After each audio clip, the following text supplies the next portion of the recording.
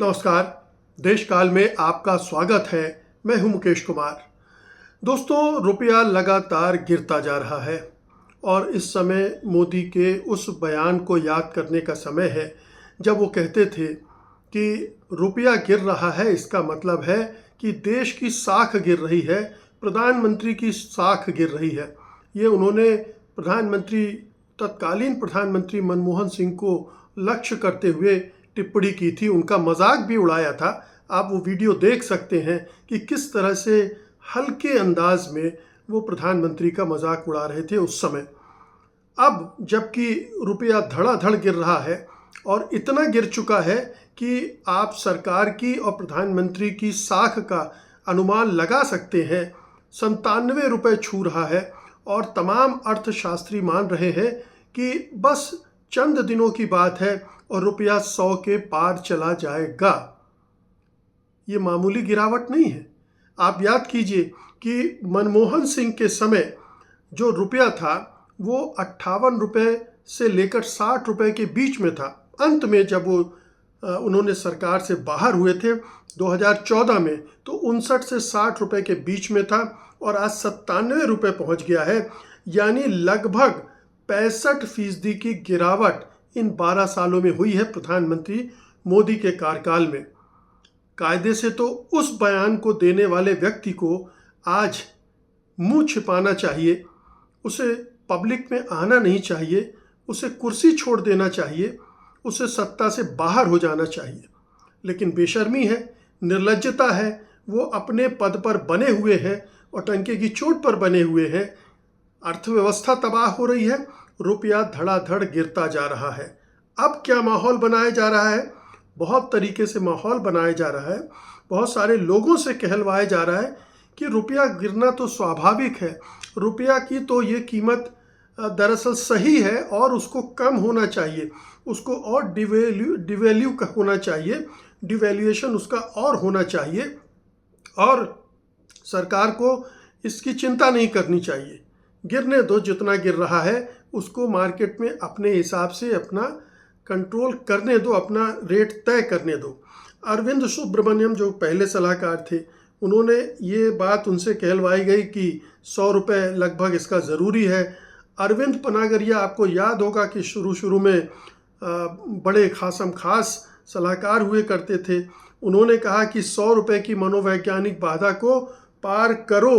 रघुराम राजन, हालांकि रघुराम राजन इस सरकार के आलोचक रहे, उन्होंने भी कह दिया कि रुपये को अपना स्तर ढूंढने दो। गीता गोपीनाथ, जो कि बार बार हमारे इंडियन गोदी मीडिया की डार्लिंग है, उनसे उन्होंने भी यही कहा। फिर डी सुब्बा राव ने भी कहा गिरने दो, तो गिरने दो तो फिर गिरने दो।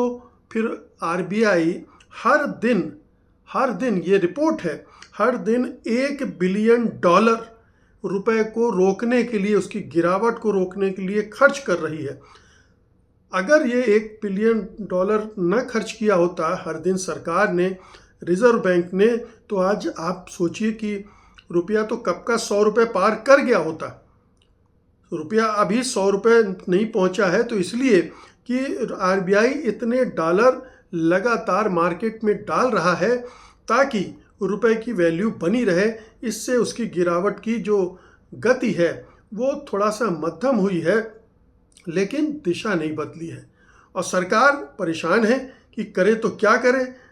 जो सरकार के जो मुख्य आर्थिक सलाहकार हैं डॉक्टर वीए नागेश्वरन, उनका कहना है कि रुपए को गिरने से रोकना इस साल फाइनेंशियल ईयर 27 के केंद्रीय माइक्रो इकोनॉमिक इम्परेटिव में से एक है। मतलब ये एक बड़ा लक्ष्य है। भारत का रुपया मौलिक रूप से अंडर वैल्यूड है, इसलिए निवेशकों को इसको खरीदना चाहिए। तो अंडर वैल्यूड है, वो ये कह रहे हैं और इसको बचाना हमारा लक्ष्य है। तो ये सरकार की नीति है, रिजर्व बैंक की नीति है। लेकिन जो सरकार समर्थक अर्थशास्त्री हैं और जो मार्केट इकोनॉमी के मोटे तौर पर समर्थक हैं, वो इसी तरह से बात कर रहे हैं कि रुपया को गिरने दो, रुपए की गिरने की चिंता मत करो। अब सवाल उठता है, रुपया गिर रहा है तो इसके लिए जिम्मेदार कौन है? सरकार तो कह दे कि भाई ये युद्ध हो गया, कोरोना आ गया, फलाना हो गया, इन सब की वजह से लगातार रुपए डिवैल्यू हो रहा है और इसमें ज़्यादा परेशान होने की ज़रूरत नहीं है। लेकिन जब सरकार ऐसा बोले तो प्रधानमंत्री मोदी का पुराना बयान याद करना चाहिए। अब एक नज़र डालते हैं कि आखिरकार रुपया गिर रहा है, उसमें सरकार की विफलता क्या है।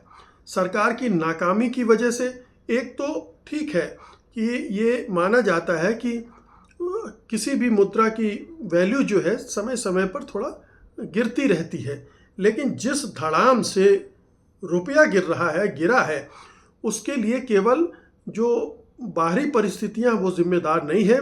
इस सरकार का तौर तरीका, आर्थिक नीतियां उसके लिए जिम्मेदार हैं और सबसे बड़ी जिम्मेदारी ये है कि आपका बहुत बड़ा ट्रेड डेफिसिट है, पिछले 12 सालों में वो बढ़ता जा रहा है।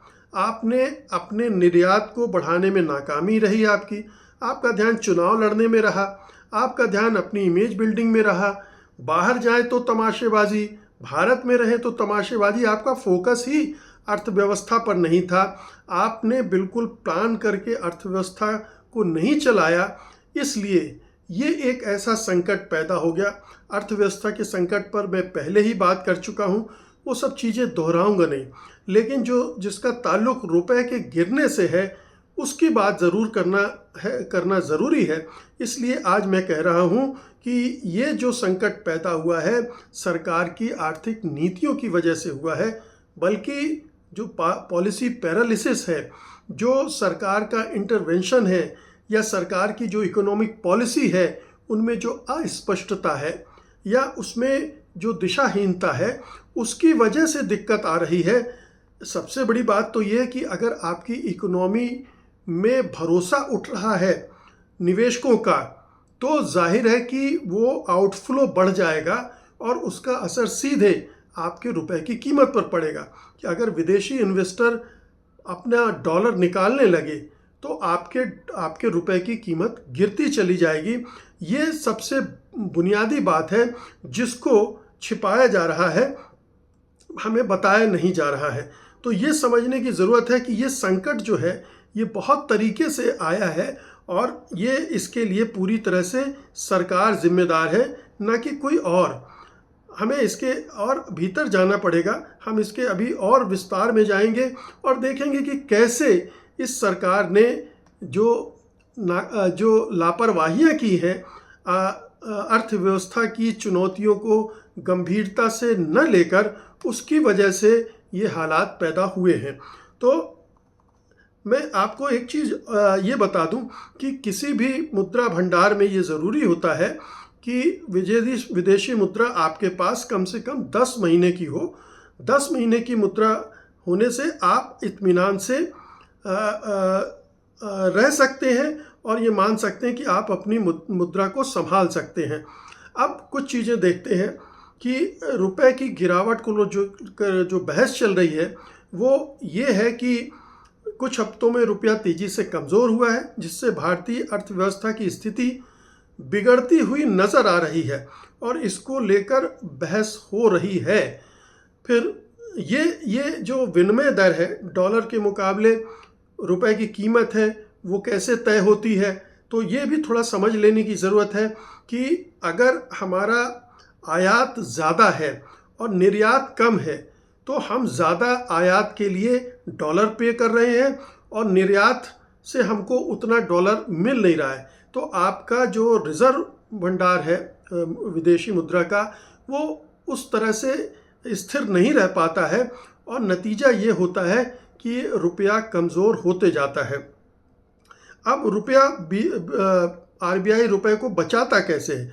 तो रुपया को बचाने के लिए आरबीआई विदेशी मुद्रा भंडार से डॉलर बेचकर बाजार में डॉलर की सप्लाई बढ़ाता है, जिससे रुपए की गिरावट को रोका या धीमा किया जा सके। जैसा मैंने कहा कि $1 बिलियन हर रोज रिजर्व बैंक डाल रहा है, फिर भी ये नहीं रुक रहा है। इसको डिफेंड करने की अपने रुपए को एक सीमा भी होती है। ये कुछ समय तक तो काम करती है, लेकिन लंबे समय में असरदार नहीं होती है, क्योंकि वापस आपकी जो अर्थव्यवस्था का हाल है उस पर डिपेंड करता है लंबे समय के लिए। इसलिए ये जो हस्तक्षेप है रिजर्व बैंक की तरफ से वो उतना कारगर साबित नहीं हो रहा है। फिर भंडार की जो हमारे हैं, जैसा मैंने कहा कि 10 महीने का विदेशी मुद्रा भंडार सुरक्षित माना जाता है, इतना तो रखना ही चाहिए ताकि 10 महीने से मतलब है 10 महीने के आयात के बराबर हम जो बाहर से आयात कर रहे हैं, चाहे तेल हो या दूसरी चीज़ें, उसमें जो हमारा मंथली बिल है वो 10 महीने के बिल के बराबर हो, इतना तो हमारे पास विदेशी मुद्रा भंडार हमेशा होना चाहिए। तो ये एक ज़रूरी है। फिर भंडार की जो गुणवत्ता है वो हॉट मनी, निवेश से आया है जो आसानी से बाहर जा सकता है। तो हमारा विदेशी मुद्रा भंडार अक्सर कहा जाता है कि $6 बिलियन, $7 बिलियन हमारा हो गया। लेकिन चूंकि वो हॉट मनी है, बाहर से निवेशक आए हैं, उन्होंने डाला है, और जब भी उनको लगा कि अरे ये आपकी अर्थव्यवस्था तो ठीक से नहीं चल रही है, उन्होंने अपना पैसा निकाल लिया और आपका रुपया जो है वो गिरना शुरू हो गया। तो अब इसके नुकसान क्या है? अगर रुपए को गिरने दिया जाए तो क्या होगा, उसके समस्याओं पर जाते हैं। करीब 40% निर्यात आयातित सामान पर आधारित है। आयात महंगा मतलब जो हम निर्यात कर रहे हैं, एक्सपोर्ट कर रहे हैं, वो सामग्री बनाने के लिए भी हम 40% रॉ मटेरियल बाहर से मंगाते हैं। अगर हमारा रुपया महंगा होता है तो वो आयातित सामान भी महंगा होगा, और फिर हम जो निर्यात करेंगे उसको बनाकर वो भी महंगा होगा। तो आप समझ लीजिए कि हमारा निर्यात महंगा होगा तो अंतर्राष्ट्रीय बाजार में उसके खरीदार भी कम होते जाएंगे। फिर कई क्षेत्रों में जैसे टेक्सटाइल है, भारत मूल्य तय नहीं कर सकता। विदेशी खरीदार रुपए की कमज़ोरी का फ़ायदा उस समय उठाते हैं। आप तय नहीं कर सकते, आपका रुपया कमज़ोर हो गया है तो उन्हें सस्ती कीमत पे मिल रहा है, आपके जो निर्यातक हैं उन्हें उतना फ़ायदा नहीं हो रहा है, या उन्हें जो मिलना चाहिए वो नहीं मिल पाता है। फिर डिप्रिसिएशन से गिरावट देखकर जो इम्पोर्टर हैं वो ज़्यादा डॉलर खरीद लेते हैं और एक्सपोर्टर पेमेंट डिले करते हैं। तो इससे पूरे जो कारोबार है उसमें एक तरह की मंदी आती है और उसका असर भी रुपए पर पड़ने लगता है। फिर जो कैपिटल का फ्लो है वो भी प्रभावित होता है। विदेशी निवेशक रुपए की गिरावट से डॉलर रिटर्न कम होने पर निवेश रोक देते हैं। उनको लगता है रुपए का गिरावट हो रही है तो डॉलर में उसका जो रिटर्न मिलेगा वो कम होगा, और इससे वो इन्वेस्टमेंट रोक देते हैं, और फिर बैलेंस ऑफ पेमेंट पर भी दबाव पड़ने लगता है। तो इतने सारे प्रभाव पड़ते हैं। कुछ फ़ायदे जो गिनाते हैं, जो कह रहे हैं कि गिरने दो पैसा रुपए को, उसके फ़ायदे भी हैं, जैसे निर्यात सस्ता हो जाता है, आयात महंगा होने से मांग कम होती है, व्यापार घाटा कम हो सकता है, आरबीआई को भंडार खर्च नहीं करना पड़ता है, तो गिरने दो, उनका कहना ये है। लेकिन इसके जो नुकसानदेह आस्पेक्ट हैं वो ज़्यादा है, क्योंकि अगर इन्वेस्टमेंट नहीं आएगा तो आपके देश में कोई प्रोग्रेस नहीं होगी, डेवलपमेंट के लिए आपके पास पैसे नहीं होंगे, आप हमारे जो उद्योग धंधे हैं वो प्रभावित होंगे। जैसा मैंने कहा कि 40% तक रॉ मटेरियल बाहर से आता है। अगर वो इतना महंगा हो गया और हमारा प्रोडक्ट भी महंगा हो गया तो अंतर्राष्ट्रीय बाज़ार में उसको compete तो करना पड़ेगा ना दूसरे देशों के प्रोडक्ट से। तो वो एस्पेक्ट भी ध्यान में रखना चाहिए। कहने का मतलब ये है कि ये जो एक क्राइसिस पैदा हुई है इंडियन करेंसी को लेकर, वो हवा में नहीं पैदा हुई है। वो केवल इसलिए पैदा नहीं हुई, जैसा कि बहुत सारे लोग कहते हैं कि मिडिल ईस्ट में ये प्रॉब्लम आ गई इसलिए ये डिवैल्यूएशन हो रहा है। ये डिवैल्यूएशन तो मोदी सरकार के आने के समय से ही हो रहा है, उसके पहले से भी हो रहा है, लेकिन मोदी सरकार ने जिस तरह की आर्थिक नीतियां अपनाई उससे जो अर्थव्यवस्था तबाह हुई, चाहे वो डीमोनेटाइजेशन की वजह से हमारे उद्योग धंधे तबाह हुए, फिर जीएसटी की वजह से तबाह हुए, फिर कोरोना काल में जिस तरह से सरकार ने वादे तो कर दिए 20 लाख करोड़ के, लेकिन दिया कुछ भी नहीं। तो जो उद्योग धंधे उस दौर में प्रभावित हुए वो फिर कभी उबर ही नहीं पाए।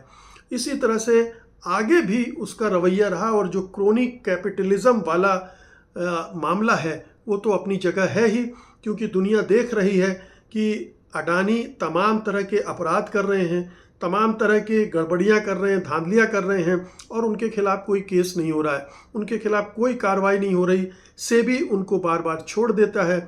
जिस करप्शन के लिए अमेरिका में उनके खिलाफ मुकदमे बने, उनका वो करप्शन तो भारत में ही हुआ था, लेकिन भारत में उसके खिलाफ कार्रवाई नहीं की गई। ये तमाम चीज़ें हो रही हैं। और अभी तो एक और मामला आया है जिसमें अंबानी ने ONGC के जो गैस के कुएं हैं उनसे गैस चुराई थी। ये कावेरी बेसिन वाला मामला है,